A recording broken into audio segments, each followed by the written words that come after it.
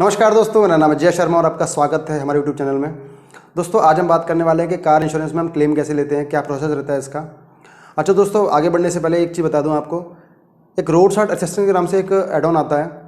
तो जब भी आप कार इंश्योरेंस खरीदते हैं, कंप्रेहेंसिव पॉलिसी या जीरो पॉलिसी लेते हैं, तो आपको ये एड ऑन जरूर ऐड कराना है। इसके क्या फ़ायदे हैं ये हम आगे बात करेंगे। तो आगे बढ़ने से पहले हमारे चैनल को सब्सक्राइब कर लीजिए, क्योंकि इस तरह की जो वीडियो बनाते हैं उसका नोटिफिकेशन आपको मिल सके। तो चलिए शुरू करते हैं।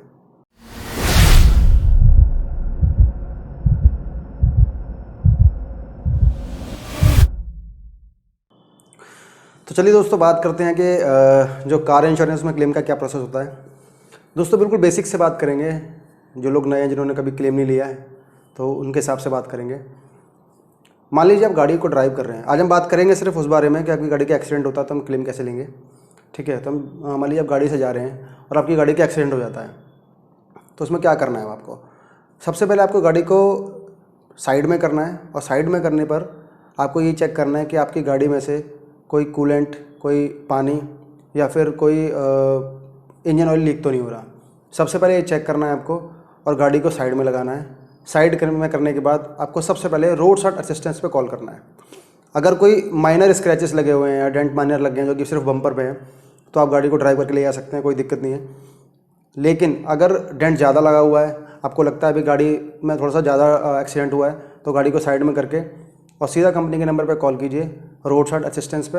यही मैंने पहले बोला था कि आपको आरएसए क्यों लेना चाहिए, क्योंकि अगर आप खुद किसी क्रेन वाले को बुलाएंगे तो कई बार नौसिखिए लोग आ जाते हैं, और जब आप आरएसए से बुलाते हैं तो उनका डेली का काम होता है और वो प्रॉपर तरीके से आपकी गाड़ी को टो कराकर सर्विस सेंटर तक छोड़ के आते हैं। तो जैसे ही आप आरएसए को कॉल करेंगे, वहाँ से आधे एक घंटे में आपके पास वो लोग गाड़ी भेज देंगे, कोई क्रेन या जो भी गाड़ी भेजेंगे टो करने के लिए, और वो वहाँ से आपकी गाड़ी को सीधा सर्विस सेंटर तक लेके जाएगी। अब अगर आपका मान लीजिए एक्सीडेंट कुछ ऐसा हुआ है जिसमें कि किसी थर्ड पार्टी को नुकसान हुआ है, या फिर आपकी गाड़ी में बैठे हुए किसी व्यक्ति को नुकसान हुआ है जिसके चोट वोट लग गई है, तो आप एफआईआर कर सकते हैं। अदरवाइज आपको नॉर्मल केसेस में एफआईआर करने की जरूरत नहीं पड़ेगी। बिना एफआईआर किए आप गाड़ी को क्लेम पे डाल सकते हैं। अब जैसे ही आप गाड़ी को सर्विस सेंटर लेके जाएंगे, सर्विस सेंटर में आप सीधा अपनी गाड़ी को एडवाइज़र को देंगे। एडवाइज़र आपसे कुछ फॉर्मेलिटी कराएगा, जैसे कि आपसे फॉर्म फिल कराएगा, आपसे कुछ डॉक्यूमेंट लेगा, लाइसेंस, आरसी और इंश्योरेंस की कॉपी, कुछ डॉक्यूमेंट लेगा। और उसके बाद एडवाइज़र सीधा उसको आपके इंश्योरेंस कंपनी को सीधा उसको प्रोसेस कर देगा। अच्छा, उसमें एक चीज़ आपको ध्यान रखना है कि जैसा आपका एक्सीडेंट हुआ है बिल्कुल उसी तरीके से आपको ये बताना है कि आपको वही स्टोरी आपको बतानी है। ऐसा ना हो कि स्टोरी में कोई डिफरेंस हो जाए और आपका क्लेम उससे मैच ना करे। तो जैसे भी आपकी गाड़ी लगी है आपको बिल्कुल वैसा ही बताना है, ताकि जो सर्वेयर आएगा इंश्योरेंस कंपनी की तरफ से उसको भी ये लगे कि हाँ भाई, जो जैसा हुआ है बिल्कुल जेन्युइन ये बता रहे हैं। एडवाइज़र क्या करेगा, उसको प्रोसेस कर देगा इंश्योरेंस कंपनी को, आगे मेल कर देगा, ईमेल कर देगा। 12 से 24 आपका वहाँ पर केस रजिस्टर्ड हो जाएगा, और 12 से 24 घंटे में आपका सर्वेयर सर्विस सेंटर में विजिट कर लेगा। विजिट करने के बाद वो गाड़ी की इंस्पेक्शन करेगा, गाड़ी की फ़ोटो करेगा कहाँ कहाँ डैमेज हुआ है। उसके बाद वो अपना आगे जाके उसको प्रोसेस कर देगा। प्रोसेस करने के बाद आपको अप्रूवल दे देगा आपके एडवाइज़र को कि आप इस पर काम शुरू कर सकते हैं। एडवाइज़र उसमें काम करेगा, जो भी उसमें काम होगा, पेंट का, डेंट का जो भी काम होगा, या कुछ भी जो भी उसमें होगा, सारा काम उसमें करेगा। उसमें जो भी समय लगेगा 3 से 4 दिन का, 5 दिन का। उसके बाद दोबारा से एडवाइज़र कंपनी को मेल करेगा, या कंपनी को फ़ोन पे, मतलब जो सर्वेयर है उसको बताएगा फ़ोन पर कि गाड़ी रेडी हो गई है, आप आके दोबारा से इंस्पेक्शन कर लीजिए। एक बार इंस्पेक्शन आपकी पहले होगी जब आपका एक्सीडेंट हो चुका होगा, उसके बाद इंस्पेक्शन होगी, और एक इंस्पेक्शन तब होगी जब आपकी गाड़ी बिल्कुल तैयार हो चुकी होगी। अब जब गाड़ी तैयार हो जाएगी तो दोबारा इंस्पेक्शन करने के लिए वो आएगा एडवाइज़र, जो सर्वेयर होगा। उसके बाद गाड़ी के दोबारा से इंस्पेक्शन करेगा, और वहाँ से उनको फाइनल अप्रूवल करके और उनको डिलीवरी ऑर्डर दे देगा। डिलीवरी बोलते हैं, डीओ बोलते हैं उसको, जिसको बोलते हैं डिलीवरी ऑर्डर। तो जब भी आपकी गाड़ी वो लोग छोड़ते हैं, जो सर्विस सेंटर वाले हैं, वो डीओ के ऊपर ही छोड़ते हैं। पैसा तो उनको बाद में मिलता है, 1 हफ्ते 10 दिन बाद, लेकिन डीओ के बेस पे कंपनी ये बोलती है कि भाई आपको इतना पैसा हमने अप्रूव कर दिया है, आपको इतना पैसा हम दे देंगे, तो आप गाड़ी को डिलीवर कर सकते हैं। तो वो आपको गाड़ी डिलीवर कर देगा। अब जो प्रोसेस रहेगा आपका, ये बाकी चीज़ों में भी सेम रहेगा। अब मान लीजिए कोई पेड़ गिर जाए आपकी गाड़ी के ऊपर, या आपकी गाड़ी पार्किंग में खड़ी है वहाँ लग जाए, या किसी और वजह से गाड़ी लग जाए, या गाड़ी कहीं आपने रोड पे खड़ी कर रखी है वहाँ कोई मार के चला जाए, कोई 2 व्हीलर वाला मार दे, कोई 4 व्हीलर मार दे, कोई ट्रक वाला मार दे, हर कंडीशन में, हर एक्सीडेंट के केस में आपको यही प्रोसेस रहेगा। आप इसी तरीके से गाड़ी को लेके जाएंगे। तो ये तो हो गया कैशलेस का प्रोसेस। अब रीइंबर्समेंट में क्या होगा, गाड़ी लगने से लेकर सर्विस सेंटर जाने तक, उसके बाद इंस्पेक्शन, उसके बाद री इंस्पेक्शन, गाड़ी ठीक होने के बाद, रिपेयर होने के बाद री इंस्पेक्शन, ये सारा प्रोसेस सेम रहेगा। अब जहाँ पर सर्वेयर सर्विस सेंटर को डीओ देता है, उसके बाद आपकी गाड़ी डिलीवर होती है, वहाँ पर क्या होगा कि सर्वेयर आपसे कुछ डॉक्यूमेंट लेगा, जिसमें कि KYC डॉक्यूमेंट होंगे, आधार कार्ड, पैन कार्ड, आपका कैंसिल चेक, जिसमें कि आपकी बैंक डिटेल होंगी। उसके बाद कंपनी को अप्रूव कर देगा कि भाई इतना पैसा, इतना हमने अप्रूवल दे दिया है, आप कस्टमर को बता सकते हैं। सर्विस सेंटर आपको बताएगा कि भाई इतना अप्रूवल आपका आ गया है, इतना पेमेंट आपका अभी जो टोटल बिल बन रहा है वो बिल आपका इतना है, उसको पे करके आप गाड़ी ले जा सकते हैं। जैसे ही आप कंपनी को जो सर्विस सेंटर है उसको बिल पे करेंगे, बिल पे करने के बाद गाड़ी ले जाएंगे और डॉक्यूमेंट अपने सर्वेयर को दे देंगे। अब क्या होगा, 10 से 15 दिन या 20 दिन बाद या कई केसेस में 1 महीने बाद जो डीओ कंपनी को जाना था, जो पैसा कंपनी को, जो सर्विस सेंटर को जाना था इंश्योरेंस कंपनी की तरफ से, वो पैसा 20 दिन या 25 दिन बाद आपके अकाउंट में ट्रांसफ़र हो जाएगा। तो दोनों चीज़ों में, चाहे कैशलेस और रिम्बर्समेंट में, ये जो अंतर रहेगा वो इसी तरीके से रहेगा। अब बात करते हैं कि इस पूरे प्रोसेस में, चाहे वो रिम्बर्समेंट हो चाहे क्लेम, जो कैशलेस क्लेम हो, उसमें डॉक्यूमेंट क्या क्या लगेंगे। तो पहले कैशलेस की बात करते हैं।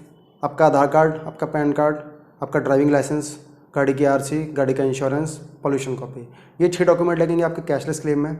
अगर क्लेम रिम्बर्समेंट का है तो वहाँ पर आपका कैंसिल चेक और लग जाएगा।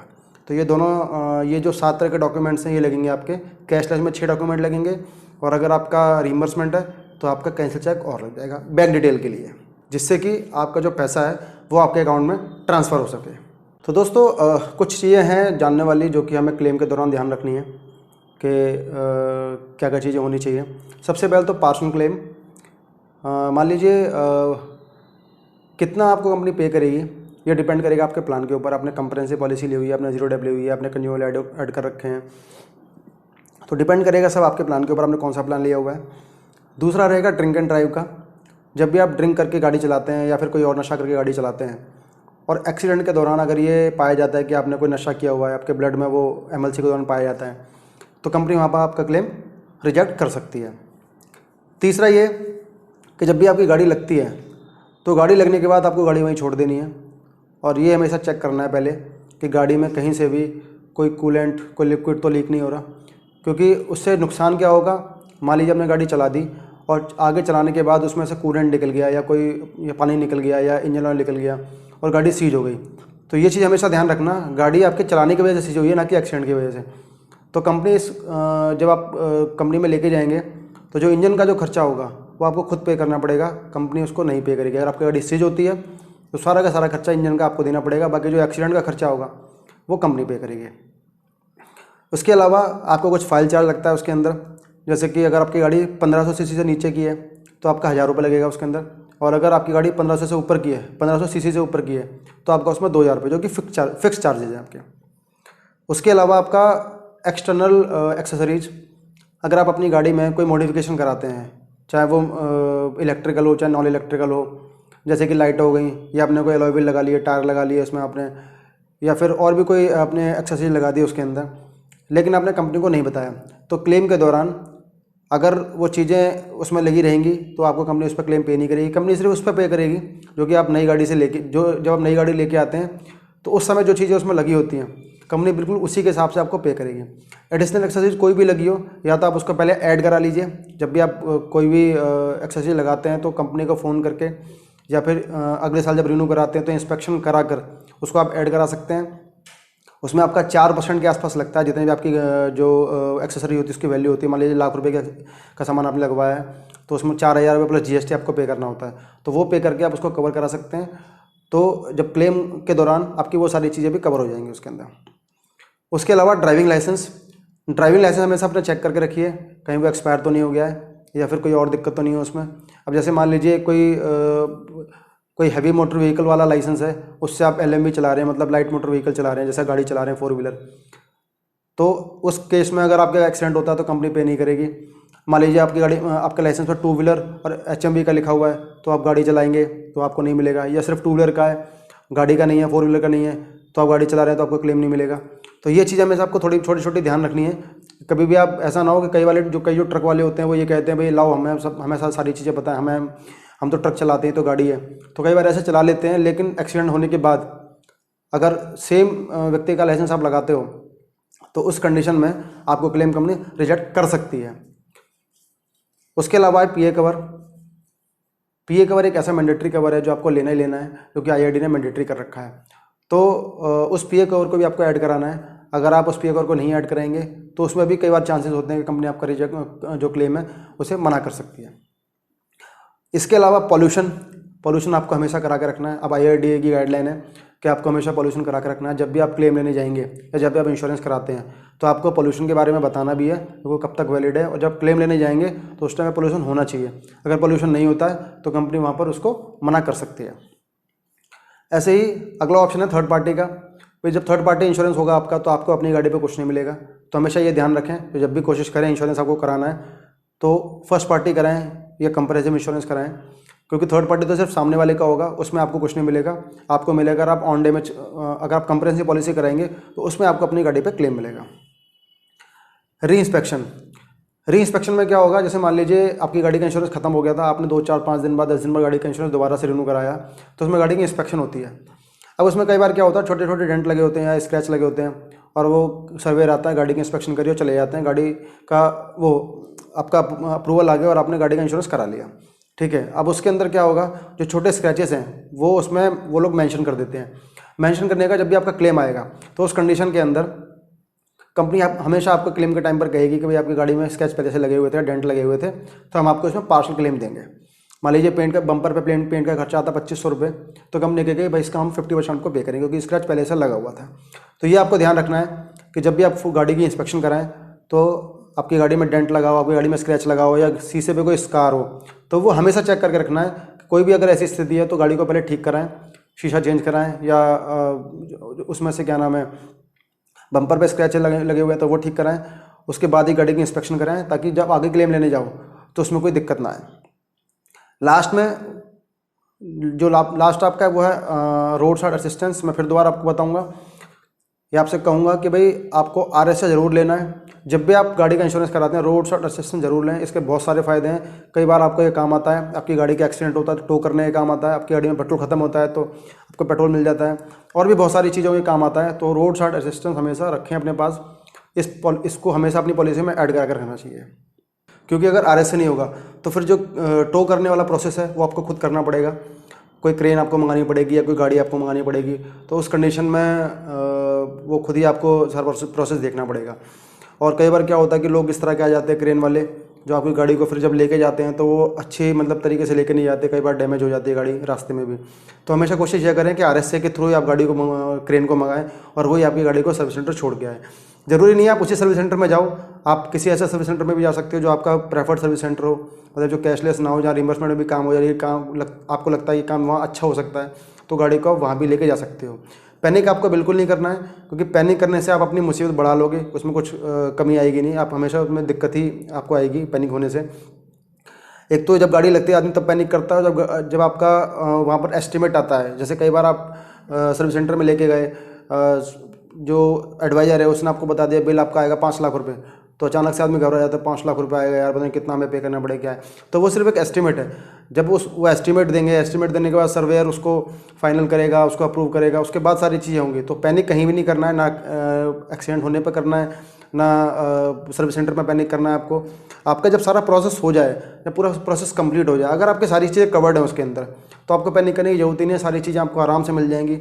अगर कोई चीज़ आपकी कमी रह गई है तो कोशिश करें जब अगली बार पॉलिसी को रिन्यू कराएं तो वो सारी चीज़ें, सारे एडॉन्स आप उस पॉलिसी के अंदर ले लें, जो कि आपको कोई भी डेप्रिसिएशन ना देना पड़े। आप चाहें तो एक्सीडेंट वाली जगह पर गाड़ी का वीडियो भी बना सकते हैं, गाड़ी की कुछ फ़ोटो भी ले सकते हैं रेफरेंस के लिए। वैसे इसकी ज़रूरत पड़ती नहीं है, लेकिन फ्यूचर में ये शो करने के लिए बाई चांस कोई दिक्कत आती है तो आप ये दिखा सकते हैं कि भाई स्पॉट पर मेरी गाड़ी की ये कंडीशन थी, तो उसके लिए आप फ़ोटो या वीडियो भी अपना रख सकते हैं। अच्छा, एक चीज़ और, जो नो क्लेम बोनस होता है, अगर आप गाड़ी में अपनी क्लेम लेते हैं, चाहे क्लेम बड़ा हो छोटा हो, तो नो क्लेम बोनस आपका ज़ीरो हो जाता है। मतलब आपकी जब पॉलिसी आप रिन्यू कराएंगे तो जो नो क्लेम बोनस मिलेगा वो आपको ज़ीरो मिलेगा अगले साल। तो कोशिश ये करें कि अगर क्लेम छोटा है, मान लीजिए कोई स्क्रैचेस लगे हैं छोटे छोटे, या कोई मान लीजिए छोटा मोटा डेंट लग गया है और वो बाहर ठीक हो सकता है, या फिर सर्विस सेंटर में भी 2-3-4 हज़ार तक दे के भी ठीक हो सकता है, तो कोशिश करें कि नो क्लेम बोनस ख़राब ना हो और आपका क्लेम बच जाए उसके अंदर और आप कैश में ही काम करा लें। उसमें एक फ़ायदा और होगा आपको दो चीज़ हमेशा ध्यान रखना, जीरो डेप्थ पॉलिसी के अंदर कुछ कंपनी 2 क्लेम देती है, कुछ कंपनी अनलिमिटेड क्लेम देती है। अगर मान लीजिए आपकी पॉलिसी 2 क्लेम वाली है और आपने एक छोटा क्लेम ले लिया, मान लीजिए 3-4 हज़ार रुपये कोई क्लेम कर दिया आपने और वो पास हो गया, आप घर आ गए, 2 महीने बाद शीशा लग गया, आपने वो भी क्लेम ले लिया, लेकिन तीसरे क्लेम में गाड़ी में बड़ा डैमेज हो गया, तो 2 क्लेम के बाद जो तीसरा क्लेम आप लोगे वो फिर कंप्रेहेंसिव में चला जाएगा, 50-50%, 65-35%, इस तरह से आपको शेयरिंग करनी पड़ेगी, तो वो आपके लिए भारी पड़ जाएगा। तो हमेशा ध्यान रखना है कि छोटा क्लेम अगर हो तो कोशिश करो अवॉइड करने का, उसे छोड़ दो, आप कैश में अपना काम करा लो। इसके अलावा अगर आपकी गाड़ी चोरी हो जाती है तो उसमें क्या प्रोसेस रहेगा क्लेम का, आग लग जाती है, टोटल लॉस हो जाती है, तो उसके प्रोसेस के बारे में ही बात करेंगे। उसके लिए हम आगे एक वीडियो बनाएंगे, तो उसके लिए हमारे चैनल को सब्सक्राइब कर लेना ताकि आप उसका नोटिफिकेशन आपको आ जाए। तो दोस्तों ये था हमारा आज का वीडियो क्लेम प्रोसेस के बारे में। ये वीडियो आपको कैसा लगा हमें कमेंट सेक्शन में ज़रूर बताएं। हमारे चैनल को सब्सक्राइब करें, अगर हमारा वीडियो आपको पसंद आया तो लाइक करें और शेयर भी करें। धन्यवाद।